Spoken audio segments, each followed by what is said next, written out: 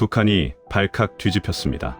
2026년 초 9차 당대회가 막 끝난 평양에서 절대 있어서는 안 될 일이 일어났습니다.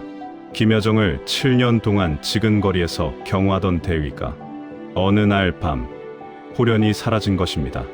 그것도 총살 명령이 내려진 국경을 넘어서 북한의 모든 기밀을 알고 있는 경호원이 왜 목숨을 걸었을까요? 그리고 천신만고 끝에 남한 땅을 처음 밟은 그 순간 그는 대체 무엇을 보고 그 자리에서 굳어버렸을까요? 지금부터 그 이야기를 들려드리겠습니다. 이 영상이 도움이 되셨다면 구독과 좋아요 부탁드립니다. 여러분의 관심이 더 많은 탈북민들의 진실된 이야기를 전할 수 있는 힘이 됩니다. 그 모든 것은 이렇게 시작되었습니다. 제가 나고 자란 평양 중구역에는 대동강이 흐릅니다. 어릴 적엔 그 강변을 걸으며 이 나라가 세상에서 제일 좋은 나라라고 믿었지요. 능나도 유원지에서 아버지 손잡고 뛰놀던 기억, 여러분도 고향 강변에서 그런 추억 하나쯤은 있으시지 않습니까? 저도 그랬습니다. 그 강이 제 고향이었으니까요. 2026년 초였습니다.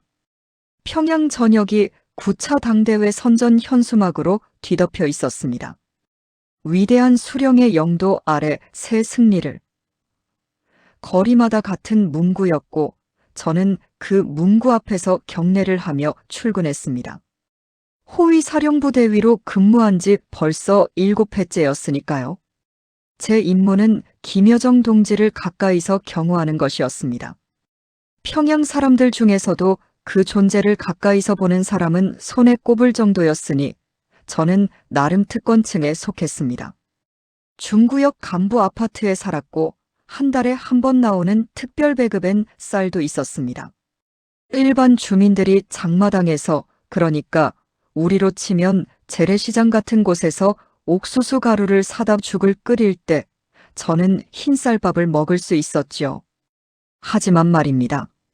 아무리 따뜻한 방에서 흰쌀밥을 먹어도 마음이 편한 날은 없었습니다. 경호원이라는 직책은 겉으로는 영예로워 보이지만 실은 24시간 긴장을 풀 수 없는 자리였습니다. 조금이라도 빈틈을 보이면, 조금이라도 눈빛이 흔들리면 다음 날 당장 호출이 왔습니다.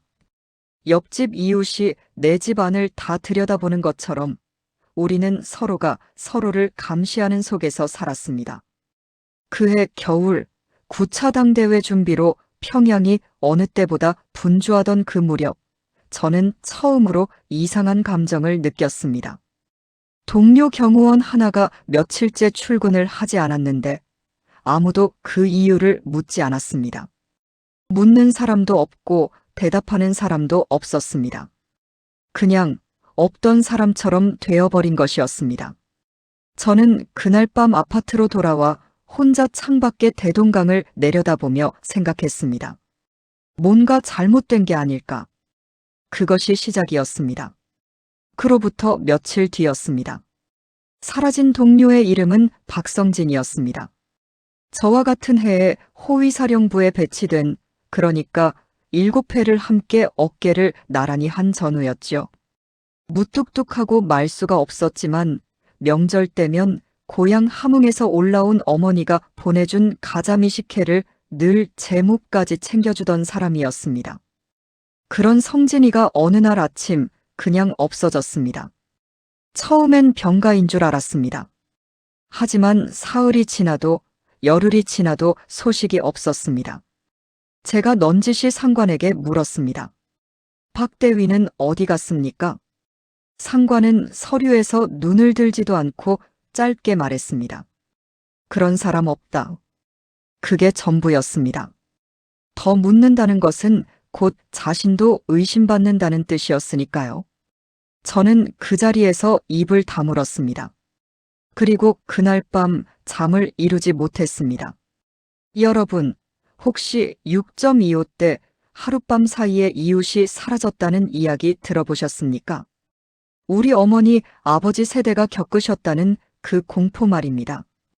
저는 그걸 2026년 평양에서 직접 경험했습니다. 아무도 묻지 않고 아무도 슬퍼하지 않으며 그냥 없던 사람처럼 지워지는 그 현실을요. 더 충격적인 것은 그 다음이었습니다. 일주일 뒤 저는 임무 중에 우연히 한 장면을 목격했습니다. 김여정 동지가 측근 간부에게 나직하게 무언가를 지시하는 장면이었는데 그 간부의 표정이 사색이 되어 있었습니다. 제가 수십 번 경우 임무를 하면서도 한 번도 본 적 없는 표정이었습니다. 그리고 사흘 뒤 그 간부도 사라졌습니다. 저는 그제야 깨달았습니다. 제가 지금껏 지켜온 이 체제가 제가 목숨을 바쳐 경호하는 그 권력이 언제든 나도 저렇게 만들 수 있다는 것을. 우리 어르신들이 말씀하시던 무서운 세상이 따로 있는 게 아니었습니다. 저는 그 한가운데 서 있었던 것입니다. 2026년 1월이었습니다. 저는 그날도 임무복을 단정히 갖춰 입고 경호 위치에 섰습니다. 김여정 동지가 담화를 발표하는 날이었습니다. 한국 무인기 문제로 강경한 경고를 내보내는 내용이었죠. 그해 들어서만 벌써 세 번째 담화였습니다. 저는 경호 위치에서 꼿꼿이 서서 그 담화를 듣고 있었습니다. 카메라 앞에서 냉정하고 단호한 그 목소리를요. 그런데 그날따라 이상한 생각이 머릿속을 떠나지 않았습니다. 저 담화가 세상에 나가는 이 순간 나는 감시당하고 있다는 것을, 경호원이 경호를 서면서 동시에 감시를 받는 그 아이러니한 현실이 그날 처음으로 선명하게 느껴졌습니다. 담화가 끝나고 숙소로 돌아오는 길에 저는 오랫동안 알고 지내던 선임 경호원 한 명과 잠깐 눈이 마주쳤습니다. 그는 아무 말도 하지 않았습니다. 다만 눈빛이 달랐습니다. 너도 알고 있지? 하는 눈빛이었습니다. 저도 아무 말하지 않았습니다. 북한에서는 눈빛 하나도 감시의 대상이 될 수 있었으니까요. 그 무렵 저의 딸아이는 15살이었습니다. 저녁에 집에 돌아오면 딸아이가 숙제를 하고 있었는데 어느 날 교과서에 이런 문장이 있었습니다. 위대한 수령님의 품 안에서 우리는 영원히 행복합니다. 저는 그 문장을 보는 순간 가슴이 먹먹해졌습니다. 행복이라는 단어가 이렇게 공허하게 들린 적이 없었습니다. 이 아이가 평생 이 교과서를 믿고 살아가야 한다는 생각에 밥상머리에서 저도 모르게 숟가락을 내려놓았습니다. 이웃 박씨 아저씨 생각도 났습니다.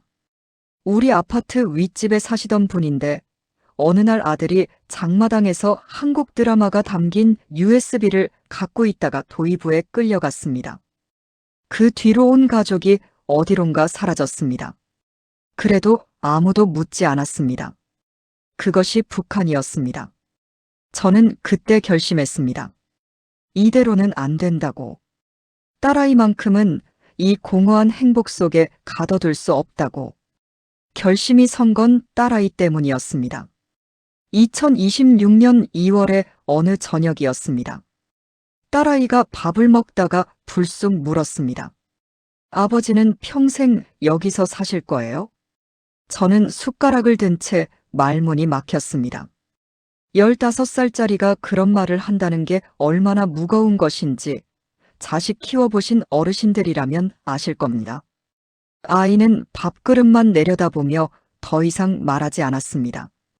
하지만 저는 그 한마디가 가슴에 박혀 빠지지 않았습니다. 그날 밤 저는 오래 생각했습니다.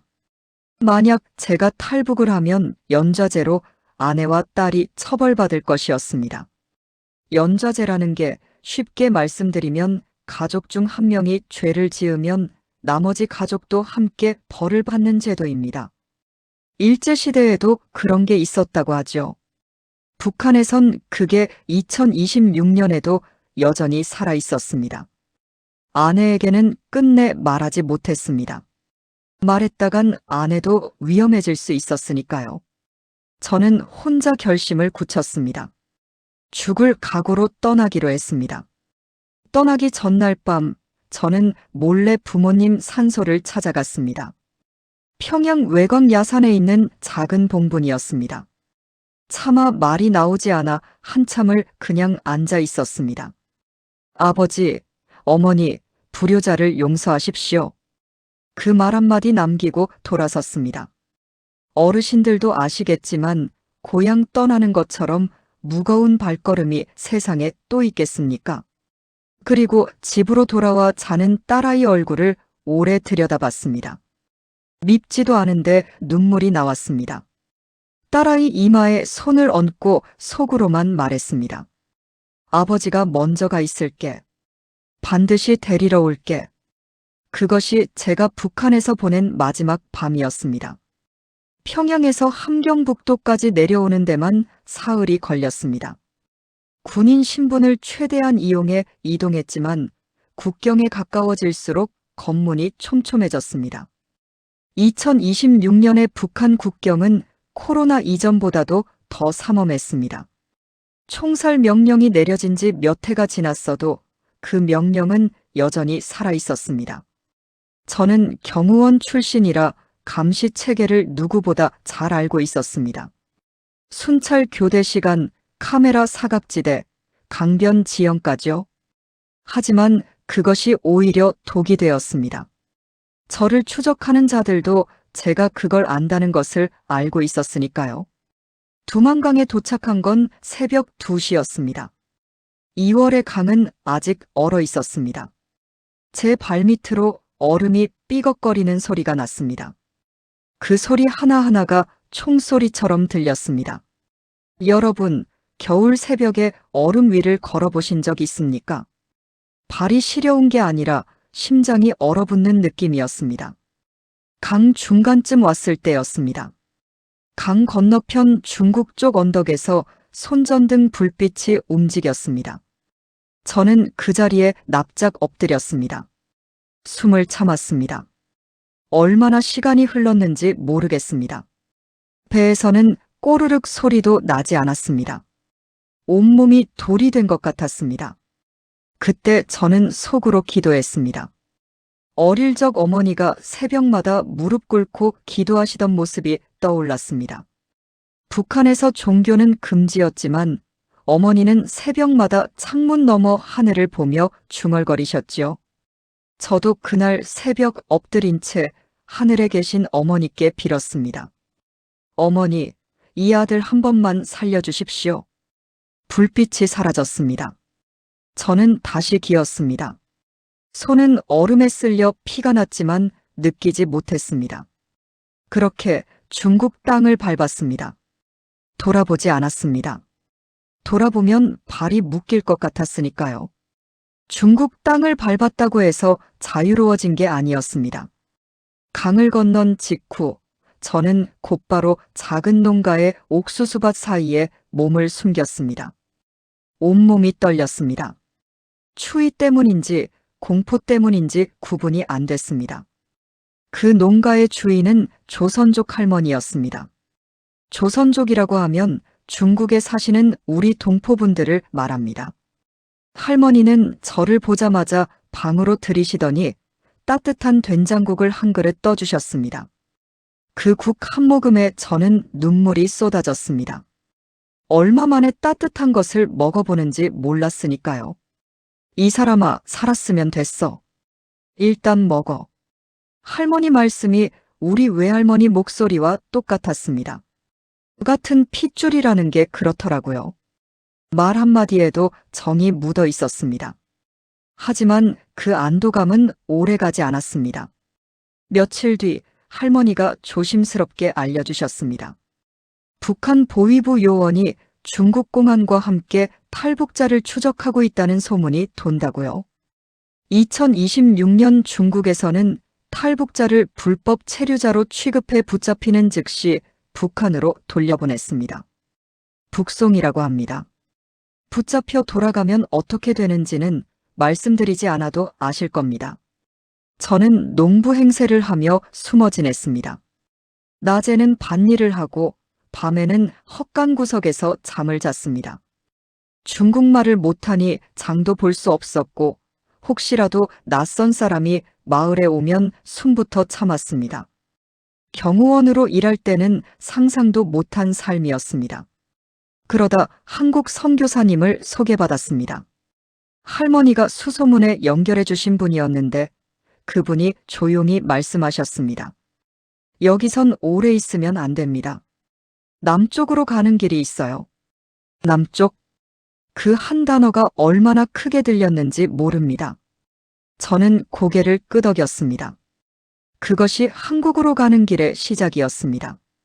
선교사님이 알려주신 길은 중국에서 라오스, 그리고 태국으로 넘어가는 루트였습니다. 걸어서 트럭을 얻어 타고 또 걸어서 몇 주가 걸리는 길이었습니다. 젊은 사람도 힘든 길을 저는 떨리는 무릎을 참아가며 걸었습니다. 라오스 국경을 넘을 때가 가장 위험했습니다.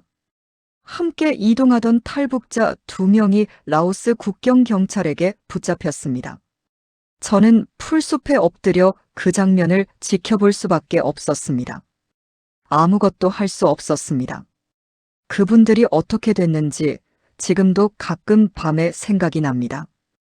태국에 도착한 것은 떠난 지 2달 가까이 됐을 때였습니다.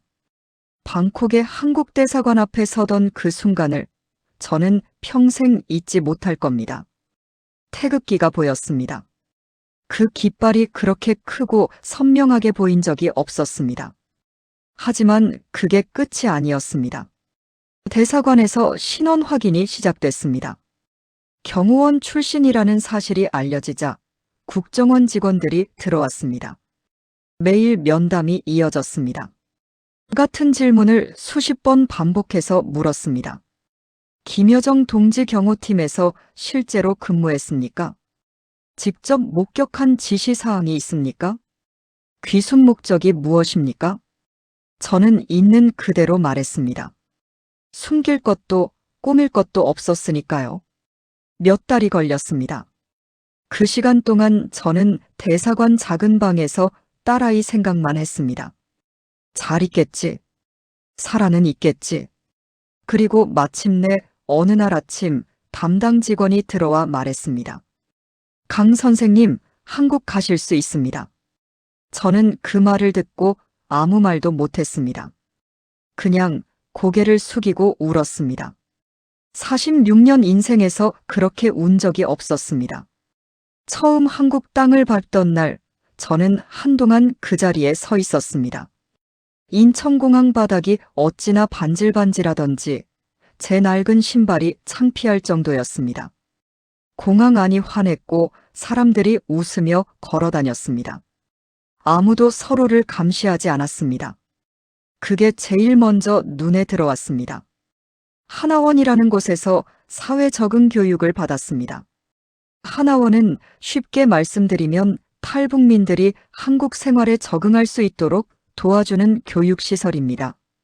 그곳에서 처음으로 자유롭게 인터넷을 써봤습니다. 검색창에 김여정을 쳤습니다. 수천 개의 기사가 떴습니다. 그것이 제가 놀란 진짜 이유였습니다. 제가 7회 동안 목숨을 바쳐 경호하던 그분의 담화가 한국 뉴스에는 날마다 비판과 함께 분석되고 있었습니다. 김여정의 이번 담화는 허세다. 실제로 실행 가능성이 없다는 기사들이 넘쳤습니다. 북한에서라면 당장 처형당할 말들이 여기서는 그냥 뉴스였습니다. 기자가 쓰고 시민들이 읽고 댓글을 달았습니다.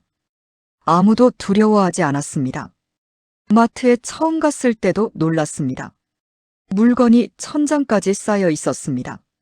쌀 포대 옆에 과자, 과자 옆에 생선, 생선 옆에 약, 뭐든 살 수 있었습니다. 돈이 있으면요. 북한에서 특별 배급을 받을 때도 이렇게 마음 편히 고른 적은 없었는데 말입니다. 지금 저는 경기도의 작은 빌라에 삽니다. 밤에 불을 켜도 아무도 뭐라 하지 않습니다. 텔레비전을 켜도 뉴스를 봐도 감시당하는 느낌이 없습니다. 처음엔 그게 너무 낯설어서 오히려 불안할 정도였습니다. 사람이 그렇게 오랫동안 감시 속에 살다 보면 자유로움 자체가 어색하게 느껴진다는 걸 겪어보지 않은 분들은 모르실 겁니다. 북에 두고 온 아내와 딸 생각은 하루도 빠짐없이 합니다. 딸아이가 지금쯤 16이 됐을 텐데 잘 지내고 있는지, 건강은 한지, 아버지를 원망하고 있는지 알 수가 없습니다. 그게 제일 아픕니다. 여러분, 우리나라가 둘로 갈라진 지 벌써 80년이 다 되어 갑니다. 저는 이 나라에 온 지 얼마 안 됐지만 한 가지만큼은 분명히 알겠습니다. 통일은 먼 꿈이 아니어야 한다는 것을요. 우리 세대에 반드시 그날을 봤으면 합니다.